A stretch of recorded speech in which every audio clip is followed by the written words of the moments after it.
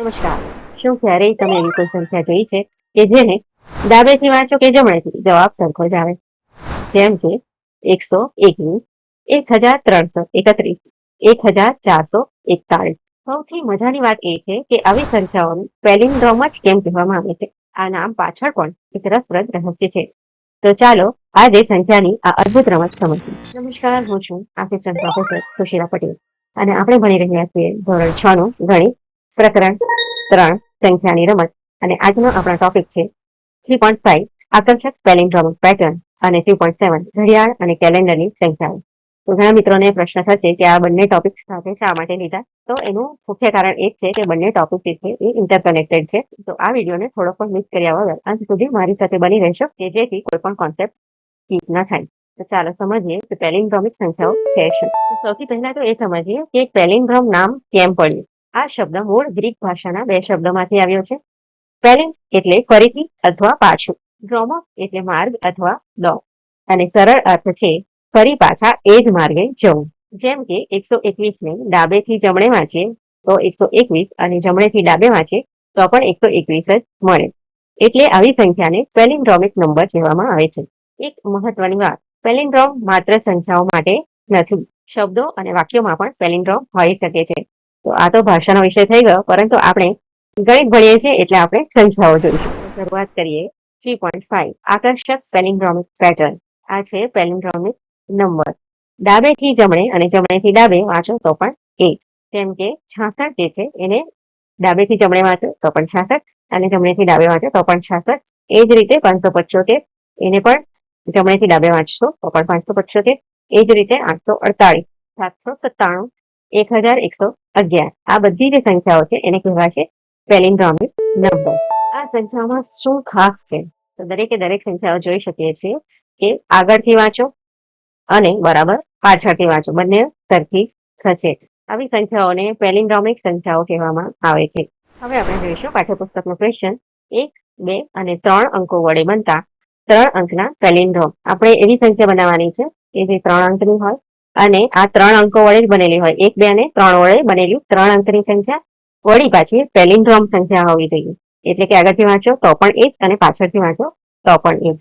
તો એવી બની શકે એવી સંખ્યાઓ કેટલી બનશે? તો આ સંખ્યાઓ આપણને મળે છે. તો આપણે પહેલા બનાવીએ છીએ 1 ને 100 ના સ્થાન પર મૂકીને 111, 111. ત્યારબાદ છે 121 અને 131.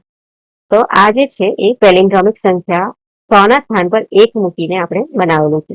ત્યારબાદ 100 ના સ્થાન પર 2 વાળી સંખ્યાઓ જે છે એ આ રીતે બનશે 212, 222 અને 232. આ સિવાય પણ બીજી સંખ્યાઓ બને, પરંતુ પેલિન્ડ્રોમિક બનશે નહીં. તો શક્ય એટલી વધુમાં વધુ આટલી જ સંખ્યાઓ આપણે એવી બનાવી શકીએ કે જે પેલિન્ડ્રોમિક હોય. તો પહેલા સ્થાન પર 3, વચ્ચેના સ્થાન પર 1 અને પછી 3. એ રીતે બનાવેલી છે.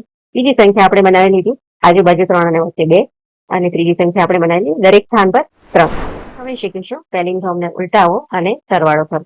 તો સૌથી પહેલા આપણને આપેલા છે 12 અને 12 ને આપણે ઉલટાવી દીધા છે, એટલે કે સ્થાનમાં ફેરબદલી કરી દીધી છે. અહીં એકમના સ્થાન પર 2 છે તો એને દશકના સ્થાન પર લઈ લીધો છે, અને દશકના સ્થાન પર 1 છે એને એકમના સ્થાન પર લઈ લીધો છે. તો આ બંનેનો સરવાળો કરતા આપણને મળ્યા છે 33. તો 33 એ એક પેલિન્ડ્રોમિક સંખ્યા છે. હવે 19 આપેલા છે. 19 ને આપણે ઉલટાવી દીધા છે, 91 કરી દીધા છે. બંનેનો સરવાળો 110 મળે છે. તો આ 110 એ આગળથી વાંચો અને પાછળથી વાંચો તો સરખી દેખાતી નથી. તો આ એક પેલિન્ડ્રોમિક સંખ્યા નથી. હવે 29 આપેલા છે. તો 29 ના પણ જે અંકો છે એના સ્થાને ફેરબદલી કરી દઈએ અને સરવાળો કરતા આપણને મળશે 121. તો આ એક પેલિન્ડ્રોમિક સંખ્યા છે. પેલિન્ડ્રોમિક સંખ્યા મળે તો સ્ટોપ કરવું અને ન મળે તો ફરી રિવર્સ કરીને ઉમેરવાનું છે.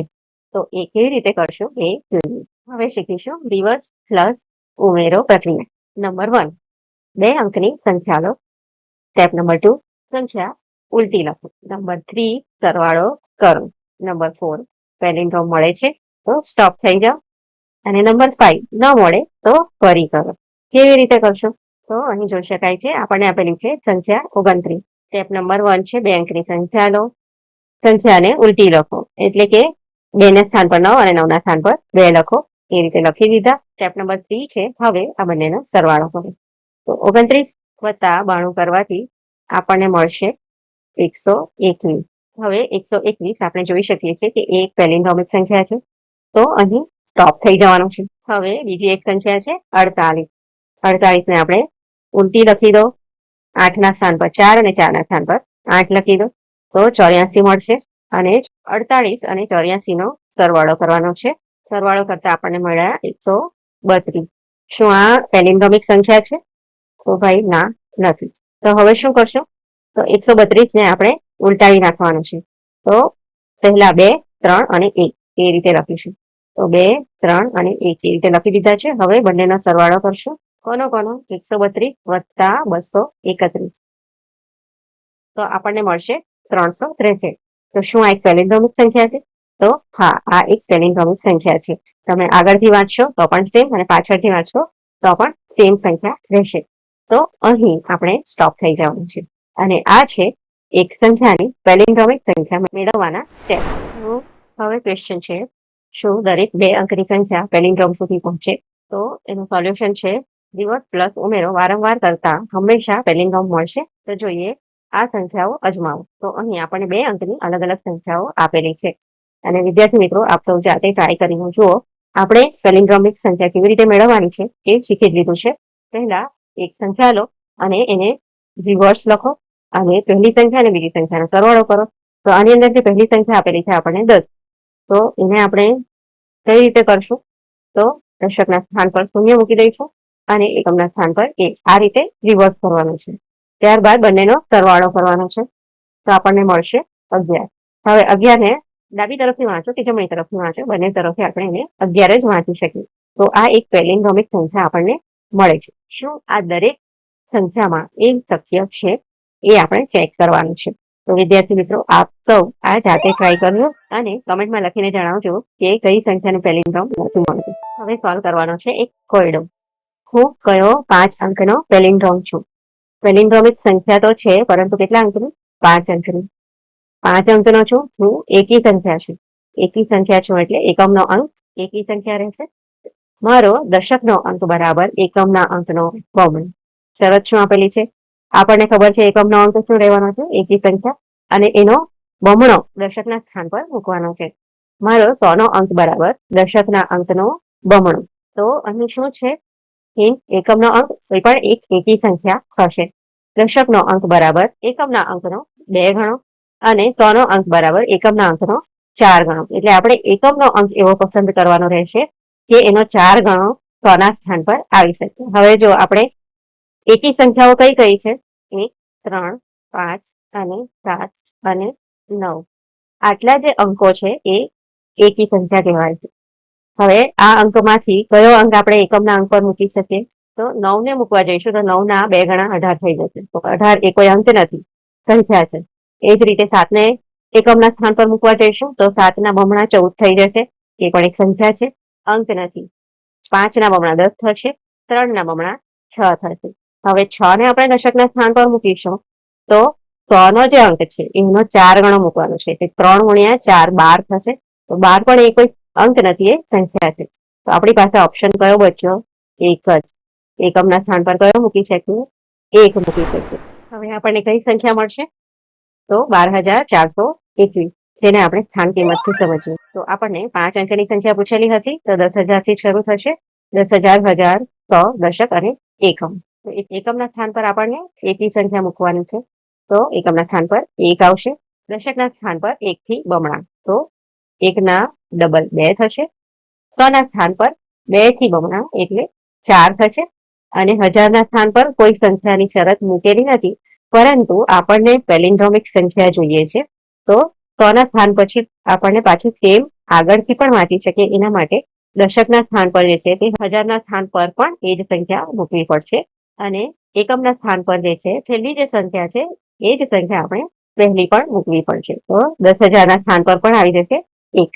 તો હવે આ મળી ગઈ આપણને એક પેલિન્ડ્રોમિક સંખ્યા 12,421, કે જે 5 અંકની એવી પેલિન્ડ્રોમિક સંખ્યા છે જેનો એકમનો અંક એકી સંખ્યા છે અને દશકનો અંક એકી સંખ્યા કરતા 2 ગણો છે અને 100નો અંક દશકના અંક કરતા 2 ગણો છે. હવે શીખીએ પોઈન્ટ નંબર 3.7 ઘડિયાળ અને કેલેન્ડરની સંખ્યાઓ. તો અહીં અલગ અલગ સંખ્યાઓ આપણને આપેલી છે. અહીં જોઈ શકાય છે કે આ જે છે એ 4:44 દર્શાવે છે. આ જે સંખ્યા છે એ તારીખ દર્શાવે છે 20/12/2012. બીજી પણ તારીખ જ છે 11/2/2011 અને છેલ્લો સમય છે 11:11. તો અહીં જોઈ શકાય છે કે આ 4:44 જે છે એને ઊંધી વાંચશો તો પણ સેમ જ રહેશે. આ બીજી જે તારીખ છે 2012 પછી પાછા ફરીથી 2012 આવે છે. એ જ રીતે તારીખમાં 11/2/2011 એને રિવર્સ વાંચશો તો પણ 11/2/2011 વંચાશે. અને સમય જે છે 11:11 અને રિવર્સ વાંચશો તો પણ 11:11 જ વંચાય છે. હવે આપણે શીખવાના છીએ સમયમાં પેલિન્ડ્રોમ શોધો, તારીખમાં પેલિન્ડ્રોમ શોધો અને સંખ્યાની રમત રમો. તો ચાલો જોઈએ. તો સૌથી પહેલા જોઈએ ઘડિયાળમાં પેટર્ન. આ સમય જુઓ. કયા કયા સમય છે? 4:44, 10:10, 12:21, 11:11. પ્રશ્ન: કયા સમયમાં કઈ પેટર્ન દેખાય છે? તો અહીં જોઈ શકીએ છીએ કે 4:44 છે અને ઊંધું વાંચશો તો પણ સેમ સંખ્યા વંચાય છે. 10:10 છે તો આની અંદર નંબર રિપીટ થાય છે. 10 પછી ફરી પાછા 10 રિપીટ થાય છે. આ જે છે 12:21 એને ઊંધું વાંચશો તો પણ 12.21 વંચાશે. એ જ રીતે 11:11 રિવર્સ વાંચશો તો પણ સેમ જ વંચાશે. અંકોને માત્ર જુઓ નહીં, તેમની ગોઠવણી પણ જુઓ. હવે છે ક્વેશ્ચન નંબર 1. ચાલો આ પ્રકારના 12 કલાકની ઘડિયાળમાં શક્ય હોય એટલા તમામ સમય શોધી કાઢવાનો પ્રયાસ કરીએ. તો સૌથી પહેલા છે 1:01, 2:02, 3:03. આ રીતે આપણે 12 કલાકની જે ઘડિયાળ છે એની અંદર આગળથી પાછળ અને પાછળથી આગળ વાંચીએ તો પણ સરખો જ સમય વંચાય. એ રીતે આટલા સમય મળે છે. આ બધા સમય ડાબેથી જમણે અને જમણેથી ડાબે સમાન લાગે છે. હવે શીખીએ તારીખમાં પેટર્ન. આ બે તારીખ આપણને આપેલી છે 20/12/2012. બીજી તારીખ છે 11/2/2011. અંકોની ગોઠવણી જુઓ. હવે અંકોને સાથે લખીએ તો શું મળશે આપણને? પહેલી જે તારીખ છે એમાં 20 પછી 12 છે અને ફરી પાછા 20 પછી 12 છે. બીજી જે તારીખ છે એમાં 11 પછી 02 અને પછી 2011 છે. તો અહીં શું અવલોકન કરીએ તો જોવા મળશે કે 20 અને 12 વારંવાર એ જ ક્રમમાં આવે છે. પહેલા 20 આવે છે, પછી 12 આવે છે, પછી ફરી પાછા 20 અને પછી 12. અને બીજી જે તારીખ છે એની અંદર ડાબેથી વાંચો તો પણ 11/2/2011 અને જમણેથી વાંચો તો પણ 11/2/2011 વંચાય છે. હવે આપણા પાઠ્યપુસ્તકની એક પ્રવૃત્તિ છે જેનું સોલ્યુશન આપણે કરીએ. શું છે પ્રવૃત્તિ? જીવન પૂછે છે, શું દર વર્ષે કેલેન્ડર બદલવું જ પડે? શું ગયા વર્ષનું કેલેન્ડર ફરી વાપરી શકીએ? તો ઘણા મિત્રોને આ ક્વેશ્ચન થતો હોય છે, પરંતુ વ્યવહારિક જીવનમાં આપણે જોઈએ છીએ કે દર વર્ષે કેલેન્ડર બદલાઈ જતું હોય છે. એટલે કે 1 જાન્યુઆરીએ એક વર્ષે જે વાર આવે છે એ બીજા વર્ષે 1 જાન્યુઆરીએ એ જ વાર આવતો નથી. એનું શું કારણ છે એ આપણે જોઈએ. તો કોઈ 2 વર્ષનું કેલેન્ડર ત્યારે જ સરખું હશે જ્યારે બંને વર્ષમાં શું શરત છે? દરેક તારીખનો વાર સરખો આવે. એટલે કે 1 જાન્યુઆરીએ જે વાર આ વર્ષે હતો એ જ વાર 1 જાન્યુઆરીએ આવતા વર્ષે પણ આવવો જોઈએ. તો જ એ કેલેન્ડર સરખું થશે. જેના માટે વર્ષના દિવસો 7ના ગુણાંકમાં હોવા જોઈએ. કેમ 7ના ગુણાંકમાં હોવા જોઈએ? કારણ કે એક અઠવાડિયું બરાબર 7 દિવસ. એક અઠવાડિયું કેટલા દિવસનું હોય છે? 7 દિવસનું હોય છે. પરંતુ વર્ષના દિવસો 365 હોય છે અને 365 ભાગ્યા 7 કરતા 52 અઠવાડિયા અને એક દિવસ વધારાનો મળે છે. તો શું થશે? વધારાનો એક દિવસ મળે છે તો જવાબ આવશે ના. દિવસોનો ક્રમ દર વર્ષે બદલાઈ શકે છે. કારણ કે એક વર્ષે સોમવારે જો 1 જાન્યુઆરી આવતી હોય તો બીજા વર્ષે આપણો જે અઠવાડિયાનો એક દિવસ વધ્યો ને તો સોમવારે જ 1 જાન્યુઆરી આવશે નહીં. તો એ દિવસ બદલાઈ જશે. તો આનો જવાબ છે ના. દિવસોનો ક્રમ દર વર્ષે બદલાઈ શકે છે.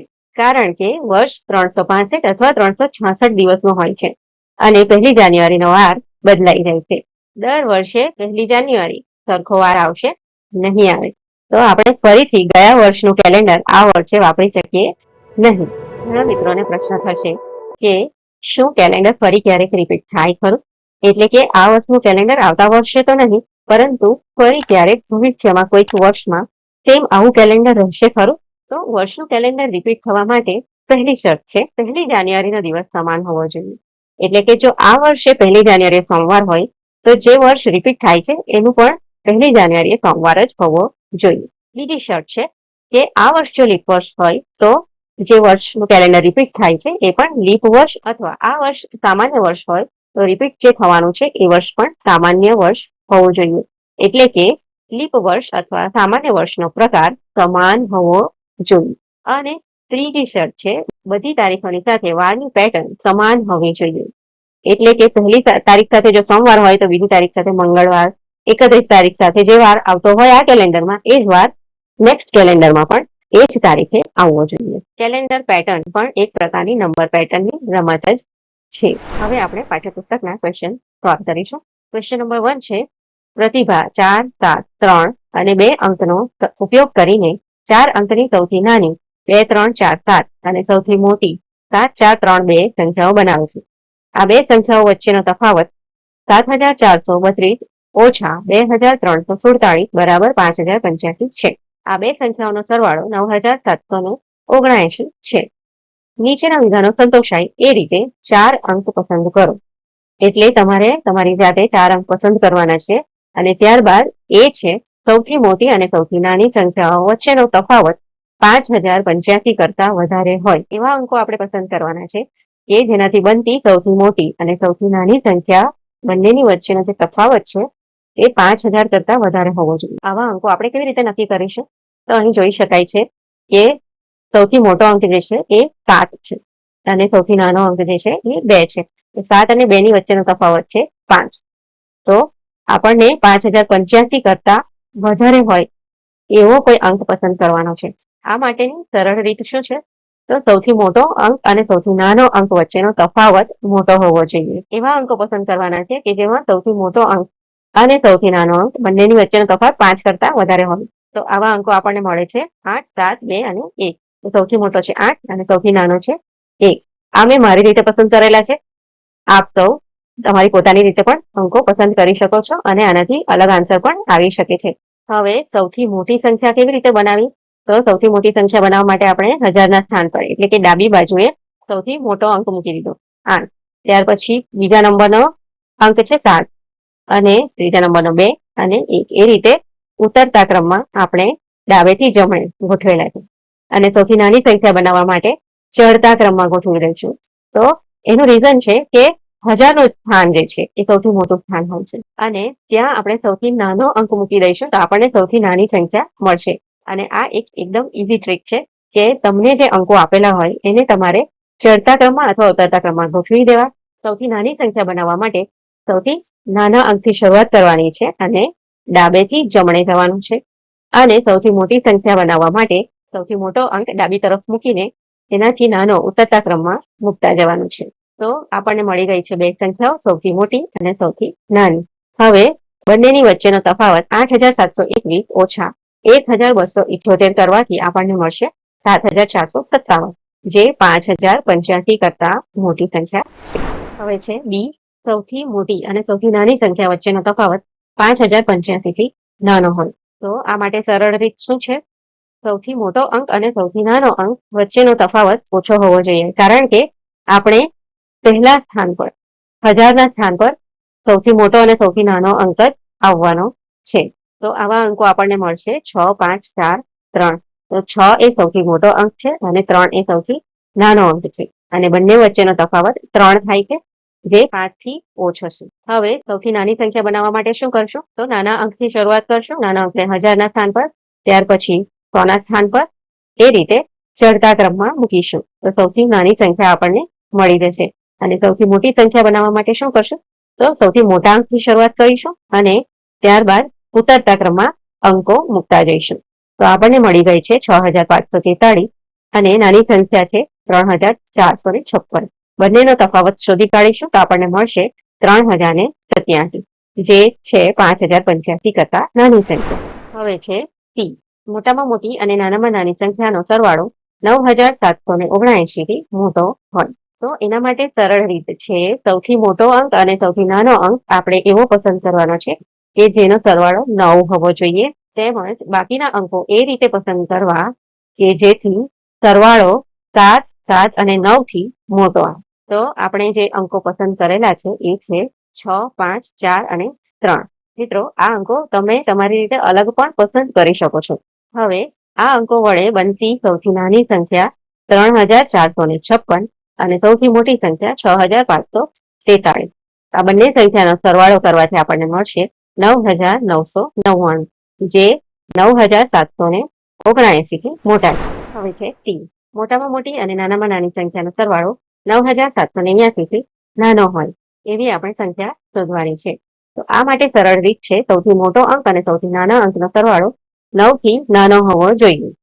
તેમજ બાકીના અંકો એ રીતે પસંદ કરવા કે જેથી સરવાળો 779 થી ઓછો આવે. એટલે સૌથી મોટો અંક અને સૌથી નાના અંકનો સરવાળો આ પહેલો જે અંક છે એનાથી ઓછો હોવો જોઈએ અને બાકીના અંકોનો સરવાળો 779 થી ઓછો હોવો જોઈએ. તો એવા અંકો આપણે પસંદ કરેલા છે 6, 4, 3 અને 2.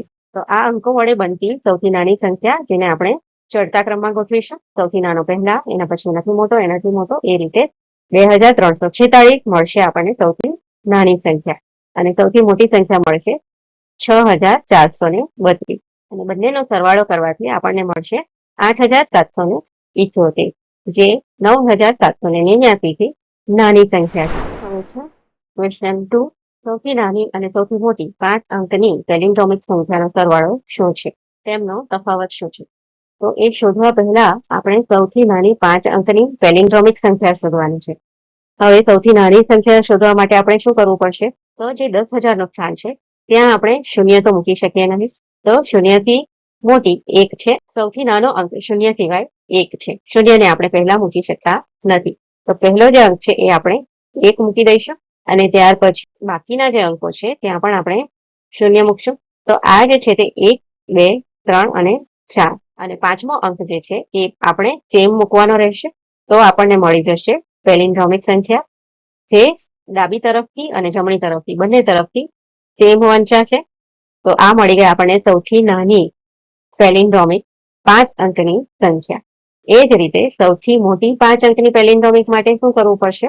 તો દરેક સ્થાન પર સૌથી મોટો અંક મૂકવો પડશે. તો આપણે મૂકી દઈશું 9, 9, 9, દરેક સ્થાન પર 9. હવે કોઈને એવો ક્વેશ્ચન થશે કે સૌથી નાની સંખ્યા માટે આપણે દરેક સ્થાન પર 1 કેમ નથી મૂક્યું? કારણ કે શૂન્ય 1 કરતા નાનું છે.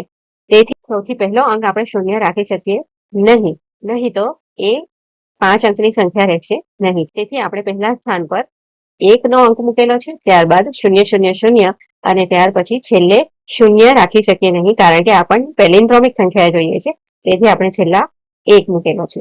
તો આ આપણને સૌથી નાની સંખ્યા મળશે. જો બધા સ્થાન પર 1 રાખવા જઈએ તો એ 10,001 કરતા મોટી સંખ્યા થશે. 11,111 એ 10,001 કરતા મોટી સંખ્યા છે. તો આપણને શું પૂછેલું છે? સૌથી નાની 5 અંકની સંખ્યા. તો એ સંખ્યા આપણને આ મળશે અને એ કેવી રીતે મેળવી એ પણ આપણે જોઈ લીધું છે. તો ચાલો હવે જોઈએ એ બંને સંખ્યાનો સરવાળો શું થાય છે. સૌથી નાની છે એ 10,000 અને 1 અને સૌથી મોટી છે 99,999. આ બંને સંખ્યાનો સરવાળો થશે 1,001 વત્તા 99,999. એનો સરવાળો થશે 1,10,000 અને તફાવત થશે 89,998. હવે છે ક્વેશ્ચન 3. અત્યારે સમય 10:01 છે. હવે પછીનો પેલિન્ડ્રોમિક સમય કેટલી મિનિટ પછી ઘડિયાળ બતાવશે? તે પછી ક્યારે આવશે? તો ચાલો જોઈએ. અત્યારે સમય છે 10:01. આગળના શક્ય સમય પેટર્ન આ આપણે શોધેલી છે કે સમય પેટર્ન શક્ય કઈ છે? તો 10:10. શું આ પેલિન્ડ્રોમિક સંખ્યા છે? ના. આગળથી વાંચો તો 10 અને 10 રિપીટ થાય છે પરંતુ પાછળથી એ સરખી થતી નથી. ત્યારબાદ આવશે 11:11. તો આ એક પેલિન્ડ્રોમિક સંખ્યા છે. તો હા, આ એક પેલિન્ડ્રોમિક સંખ્યા છે. ત્યારબાદ છે 12:21. આ પણ એક પેલિન્ડ્રોમિક સંખ્યા છે કારણ કે આગળથી વાંચો કે પાછળથી વાંચો સરખી જ વંચાય છે. અહીં શું પૂછેલું છે કે 10:01 છે. હવે પછીનો પેલિન્ડ્રોમિક સમય કેટલી મિનિટ પછી ઘડિયાળ બતાવશે? તો આપણે એ શોધવાનું છે. તો 10 વાગ્યા પછી આવશે 11 વાગે. તો આ જે સમય જે છે એ 10:01 પછી પેલિન્ડ્રોમિક સમય આવશે 11:11. તો આપણે બંનેનો તફાવત શોધી કાઢીએ. તો 10:01 પછી 11 એટલે 1 કલાકમાં 60 મિનિટનો ફરક હોય છે. તો 60 મિનિટ વત્તા 11 માંથી 1 જાય તો 10 મિનિટ. તો 60 + 10 એટલે થશે 70 મિનિટ પછી. તો આ સવાલનો જવાબ આવશે કે ઘડિયાળ 70 મિનિટ પછી સમય બતાવશે. અને તે પછી ક્યારે આવશે? તો 12:21. હવે છે ક્વેશ્ચન નંબર 4. સંખ્યા 5683 ને કાપેતર અચળાંક સુધી પહોંચતા કેટલી વખત ક્રિયા કરવી પડશે? તો કાપેતર અચળાંક જે છે એ આપણે શીખીશું નેક્સ્ટ વિડીયોમાં. અને ત્યારે આ ક્વેશ્ચનની ચર્ચા આપણે કરીશું. તો મિત્રો, આશા રાખું છું કે આ વિડીયોમાં આપેલી સમજૂતી આપ સૌને પસંદ આવી હશે. અને આ વિડીયો કેવો લાગ્યો એ કમેન્ટ કરીને જરૂર જણાવજો. અને જો ચેનલને હજી સુધી સબસ્ક્રાઇબ નથી કર્યું તો પ્લીઝ સબસ્ક્રાઇબ કરી દો, મિત્રો સાથે શેર કરી દો અને બેલ આઇકન પણ પ્રેસ કરી દેશો, જેથી આવનારા વિડીયોના નોટિફિકેશન આપ સુધી પહોંચતા રહે. તો મળીએ નેક્સ્ટ વિડીયોમાં. Thank you.